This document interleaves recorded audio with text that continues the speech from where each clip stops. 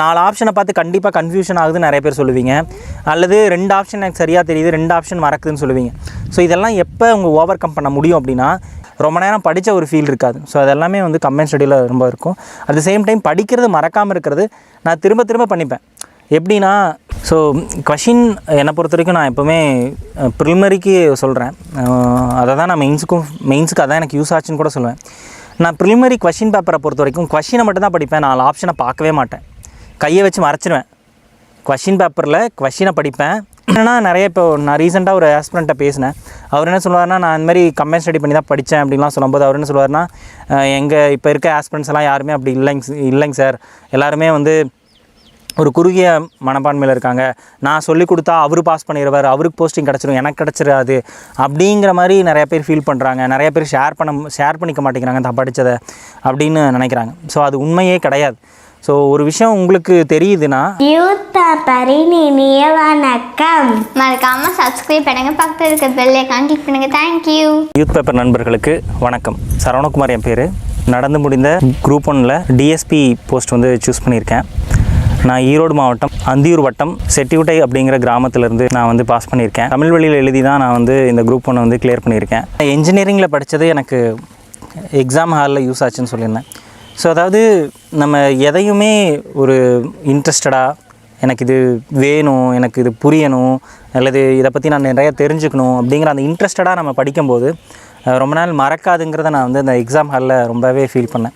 ஏன்னா நான் இன்ஜினியரிங்கில் கிட்டத்தட்ட ஒரு 6-7 வருஷம் 8 வருஷத்துக்கு முன்னாடி, கிட்ட 10 வருஷமே இருக்கும்னு நினைக்கிறேன். 10 வருஷத்துக்கு முன்னாடி நம்ம படித்தது. ஏன்னா செகண்ட் செம் தேர்ட் செம்மில் படித்தது. ஸோ அந்த டைமில் படித்தது நமக்கு ஞாபகம் இருக்குது அப்படின்னா, அப்போ வந்து நம்ம அதை எவ்வளோ புரிதலோடு படித்தோம் அப்படிங்கிறதான் எனக்கு. ஏன்னா நான் இன்ஜினியரிங் அப்படிங்கிறது எனக்கு ரொம்பவே பிடிக்கும். அதுவும் ட்ரிப்ளிங்கிறது ரொம்ப பிடிக்கும். ஸோ அவ்வளோ நேசித்து அந்த படிப்பை நான் படித்தேன்னு சொல்லுவேன். ஸோ பட் ஆனால் அன்ஃபார்ச்சுனேட்லி எனக்கு அதில் ஒர்க் பண்ணுறதுக்கான எனக்கு ஆப்பர்ச்சுனிட்டிஸ் அமையலை. ஸோ பட்டு இருந்தாலும் நம்ம எந்த ஃபீல்டில் இருக்கோமோ அந்த ஃபீல்டுக்கு நம்ம படித்ததை யூஸ் பண்ணலாம்.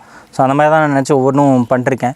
ஸோ அப்படிங்கும்போது நம்ம படிக்கிற விஷயம் மறக்காமல் இருக்கணும்னா, நிறையா ஸ்டூடெண்ட்ஸ் என்ன பண்ணுறீங்க அப்படின்னா, நம்ம படித்தா போதும், இது எக்ஸாமுக்காக படிக்கிறோம், எக்ஸாம் இந்த எழுதி முடித்தா போதும் அப்படிங்கிற அந்த மென்டாலிட்டியோடு தயவு செஞ்சு படிக்காதீங்க. ஸோ அது வந்து உங்களுக்கு எக்ஸாமுக்குமே யூஸ் ஆகாது, உங்களோட லைஃபுக்கும் யூஸ் ஆகாது. ஸோ எக்ஸாமுக்கும் உங்கள் லைஃபுக்கும் வேணும் அப்படின்னா அந்த புரிதல் வந்து கண்டிப்பாக உங்களுக்கு வேணும். அதாவது என்னென்னா, இப்போது நிறையா ஸ்டாஃப்ஸ் இருக்காங்க, நிறைய பேரெல்லாம் உங்களுக்கு சொல்லிக் கொடுக்குறவங்க எல்லாருமே எக்ஸாம்ஸில் ஃபெயில் ஆகிருந்தால் கூட உங்களுக்கு மென்டர் பண்ணுவாங்க.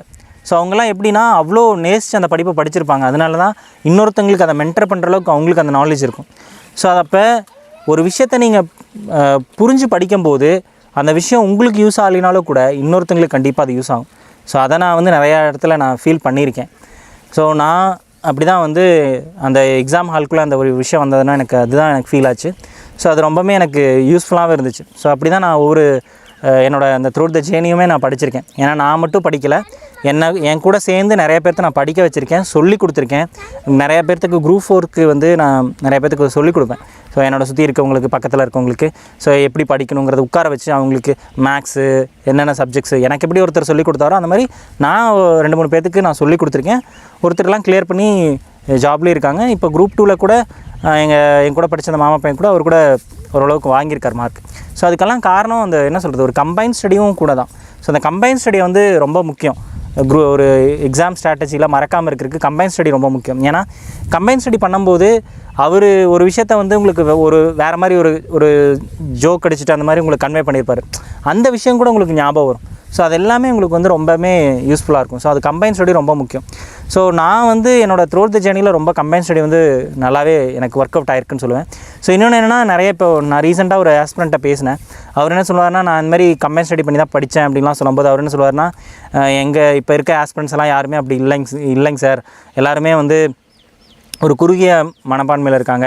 நான் சொல்லிக் கொடுத்தா அவர் பாஸ் பண்ணிடுவார், அவருக்கு போஸ்டிங் கிடச்சிரும், எனக்கு கிடச்சிடாது அப்படிங்கிற மாதிரி நிறைய பேர் ஃபீல் பண்ணுறாங்க. நிறைய பேர் ஷேர் பண்ணிக்க மாட்டேங்கிறாங்க தான் படித்ததை அப்படின்னு நினைக்கிறாங்க. ஸோ அது உண்மையே கிடையாது. ஸோ ஒரு விஷயம் உங்களுக்கு தெரியுதுன்னா அந்த விஷயத்தை நீங்கள் இன்னொருத்தங்களுக்கு சொல்லிக் கொடுக்குறீங்கன்னா அந்த விஷயம் அவங்களுக்கும் யூஸ் ஆகும். அட் த சேம் டைம் நீங்கள் அந்த விஷயம் சரியாக தான் தெரிஞ்சு வச்சுருக்கிறீங்களா அப்படின்னு உங்களை செல்ஃப் அனலைஸ் பண்ணுறதுக்கும் யூஸ் ஆகும். மேபி உங்களை விட பெட்டராக அவருக்கு தெரிஞ்சிருக்கலாம் அந்த விஷயம், அல்லது அவருக்கு தெரியாமல் கூட இருந்திருக்கலாம். அது நீங்கள் சொல்லிக் கொடுக்கும்போது தான் தெரியும். நீங்கள் ஒரு விஷயத்தை மனசில் வச்சுட்டு இருக்கும்போது தெரியாது.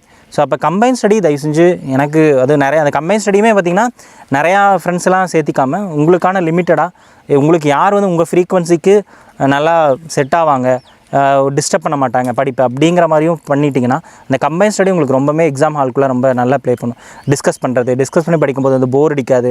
உங்களுக்கு நிறையா படித்தா கூட கம்மியாக படித்த மாதிரி தான் ஒரு ஃபீல் இருக்கும். என்ன சொல்கிறது, நிறைய விஷயங்கள் உள்ளே ஏற்றிருப்பீங்க, ஆனால் ரொம்ப நேரம் படித்த ஒரு ஃபீல் இருக்காது. ஸோ அதெல்லாமே வந்து கம்பைன் ஸ்டடியில் ரொம்ப இருக்கும். அட் த சேம் டைம் படிக்கிறது மறக்காமல் இருக்கிறது நான் திரும்ப திரும்ப பண்ணிப்பேன். எப்படின்னா ஒரு விஷயத்தை நான் என்ன பண்ணுவேன்னா படிச்சிட்டேன்னா அதோட நிறுத்திட மாட்டேன். ஸோ அதில் இன்னொருத்தருக்கு கிளாஸ் எடுப்பேன். அப்புறம் ஏதாவது இன்னொருத்தங்க கேட்டாங்கன்னா டவுட் கேட்டாங்கன்னா அதை ஃபஸ்ட்டு ஸ்டார்டிங்லேருந்து அவங்களுக்கு சொல்லிக் கொடுப்பேன். ஸோ அந்த மாதிரி நான் ரிப்பீட் பண்ணிகிட்டே இருப்பேன் அதை படித்ததை. ஸோ அந்த ரிப்பீட் பண்ணிட்டே இருக்கும்போது எனக்கு பெருசாக ரிவிஷன் பண்ணணுன்னு தேவையே எங்கேயுமே எனக்கு படலை. ஸோ நான் நிறைய பக்கம் போய் கிளாஸ் எடுத்திருக்கேன், நிறையா பேர்த்துக்கு சொல்லிக் கொடுத்துருக்கேன். அந்த மாதிரி த்ரூ த ஜேர்னியில் இப்படியே தான் போயிட்டே இருந்திருக்கு. ஸோ அப்படிங்கும்போது எனக்கு அந்த ரிவிஷன் அப்படிங்கிறது எனக்கு பெரிய ஒரு விஷயமா இல்லை. ஸோ பொலிட்டிக்கல் சயின்ஸு, ஜாகிரஃபிலாம் நான் அந்த கிட்டத்தட்ட ஒரு 20-30 டைம் வந்து நான் என்ன பண்ணியிருப்பேன்னா கிளாஸ் எடுத்திருப்பேன் ஃபுல் சிலபஸையும். ஸோ அப்போ நான் எங்கே கேட்டாலும் எதை கேட்டாலும் சொல்லுவேன். அந்தளவுக்கு எனக்கு வந்து அந்த சப்ஜெக்ட்ஸ் வந்து எனக்கு தரோம். ஸோ அப்போ எப்படி தரோன்னா நான் அவ்வளோ டைம் படிச்சிருக்கேன், அவ்வளோ டைம் நான் சொல்லியும் கொடுத்துருக்கேன்.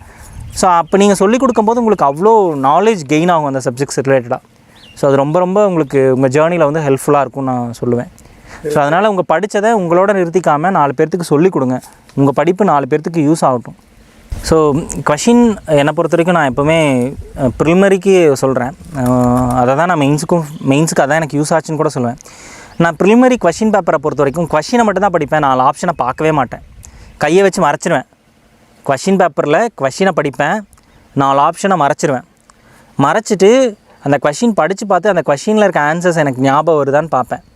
ஸோ ஞாபகம் வந்ததுன்னா அந்த 4 ஆப்ஷனில் நான் ஞாபகம் வந்த ஆன்சர் ஏவா பியா சியான்னு மட்டும்தான் பார்க்குறக்காக கையை எடுப்பனே தவிர ஆன்சர் அதில் இருக்கான்னு படித்து பார்க்கவே மாட்டேன் என்றைக்கும்.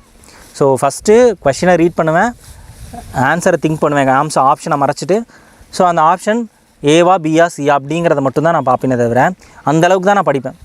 ஸோ அப்போ அந்தளவுக்கு நான் படித்தேன்னா எவ்வளோ டைம் ரிவிஷன் பார்த்துருப்பேன் அப்படிங்கிறத நீங்கள் வச்சுக்கோங்க, சரியா? ஸோ அப்போ ஃபஸ்ட்டு நீங்கள் 4 ஆப்ஷனை பார்த்து கண்டிப்பாக கன்ஃபியூஷன் ஆகுதுன்னு நிறைய பேர் சொல்லுவீங்க, அல்லது 2 ஆப்ஷன் எனக்கு சரியாக தெரியுது 2 ஆப்ஷன் மறக்குதுன்னு சொல்லுவீங்க.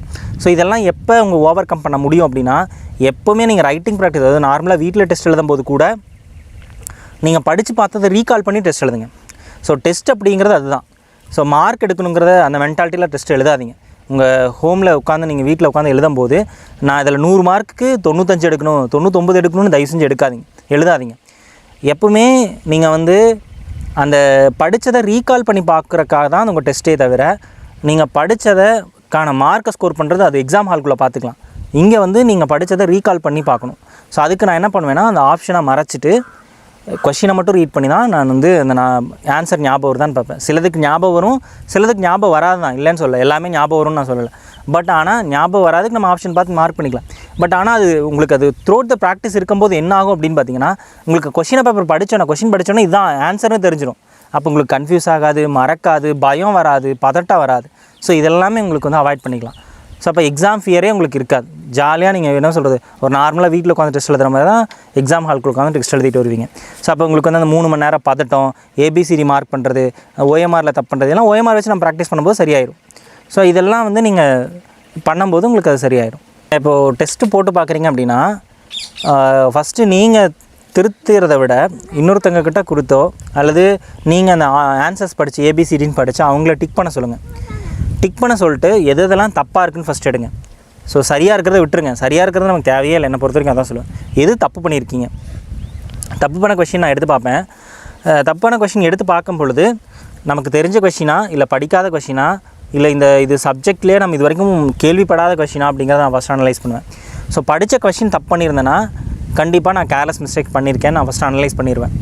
ஸோ அப்போ எதனால் நான் பண்ணேன், அந்த கொஷின் படிக்கும்போது நான் என்ன பண்ணேன், கொஷின் படிக்காதனால கொஷின் சரியாக படிக்கலையா இல்லை கொஷின் படித்து ஆப்ஷன் சரியாக பார்க்கலையா, அந்த மாதிரி நான் ஃபஸ்ட்டு அனலைஸ் பண்ணிவிடுவேன். கொஷின் இப்போ ஒரு சப்ஜெக்ட் பற்றி அந்த கொஷின் நமக்கு இது வரைக்கும் படிக்காத இடத்துலேருந்து ஒரு கொஷின் வந்திருக்குன்னா அதை பற்றி நம்ம கவலைப்பட தேவையில்லை. நான் பொறுத்தவரைக்கும் அதான் சொல்லுவேன். நிறைய பேர் அதான் சொல்லுவாங்க, நமக்கு தெரிஞ்ச விஷயத்தை தப்பு பண்ணவே கூடாது, தெரியாத விஷயங்களில் தப்பு பண்ணுறது. ஏன்னா நம்ம படித்த மாதிரி தான் எல்லா ஆஸ்பிரண்ட்ஸும் படிச்சிருப்பாங்க, எல்லோரும் அதை தான் படிச்சிருப்பாங்க. அப்படிங்கும்போது நமக்கு ஒரு விஷயம் தரலைன்னா கண்டிப்பாக அந்த ஆஸ்பிரண்ட்ஸ்க்கும் அது புதுசாக தான் இருக்கும், தெரியாததாக இருக்கும் மேபி. அப்போ நம்ம அதை பற்றி பயப்பட தேவையில்லை. ஆனால் தெரிஞ்ச கொஷினுக்கு நீங்கள் தப்பு பண்ணிங்கன்னா கண்டிப்பாக உங்களோட வெற்றி வாய்ப்பு அங்கே தான் வந்து பெரிய ஒரு நெகட்டிவாக போகும்னு சொல்லுவேன். ஸோ ஏன்னா உங்களுக்கு தெரிஞ்ச கொஷின் நீங்கள் வந்து தப்பாக பண்ணும்போது இன்னொரு ஆஸ்பிரண்ட்ஸ் என்ன பண்ணியிருப்பார்னா அதை கண்டிப்பாக சரி பண்ணியிருப்பார், சரியாக போட்டிருப்பார் அந்த கொஷினை. அப்போ நீங்கள் என்ன பண்ணுவீங்க, அவரை விட ஒரு கொஷின் வந்து கம்மியாக போட்டுற மாதிரி தான் உங்களுக்கு கணக்கு. ஸோ அப்போ தெரிஞ்ச கொஷின் தயவு செஞ்சு தப்பு பண்ணிடாதீங்க, கேர்லெஸ் மிஸ்டேக் பண்ணிடாதீங்க. ஸோ அதுக்கு நீங்கள் என்ன பண்ணணும் அப்படின்னா நான் சொன்னேன் இந்த test methods. So test patch போடும்போது இன்னொருத்தங்களை கொடுத்து கரெக்ஷன் பண்ணுங்கள். ஏன் இன்னொருத்தவங்க கொடுத்து கரெக்ஷன் பண்ண சொல்கிறோன்னா நமக்கு வந்து மார்க் ஜாஸ்தியாக போகணுன்ட்டு என்ன பண்ண போனால் சரி ஓகே இது சின்ன மிஸ்டேக் தானே, இது ஒரு பெரிய விஷயமான இதுக்கு சரி போட்டுப்போம். ஸோ அதெல்லாம் பண்ணக்கூடாது. ஸ்ட்ரிக்டாக நமக்கு டிஎன்பிசியில் என்ன பண்ணுவாங்களோ அதேமாதிரி நம்ம ஸ்ட்ரிக்டாக பண்ணணும். இன்னொருத்தவங்க கூட கொடுத்து பண்ணி அதை வந்து என்ன பண்ணுங்கன்னா டிக் பண்ணிக்கோங்க. ஸோ ஒரு 100க்கு ஒரு 80 தான் வருதுனாலும் அந்த 20 கொஷின் எதுனால ஒவ்வொரு கொஷினாக எடுத்து அனலைஸ் பண்ணுங்கள். புக்கில் எங்கே இருக்குன்னு எடுத்து பாருங்கள். ஸோ அது ஒரு டைம் நீங்கள் பார்த்துட்டிங்கன்னா அடுத்த டைம் கண்டிப்பாக தப்பே வராது.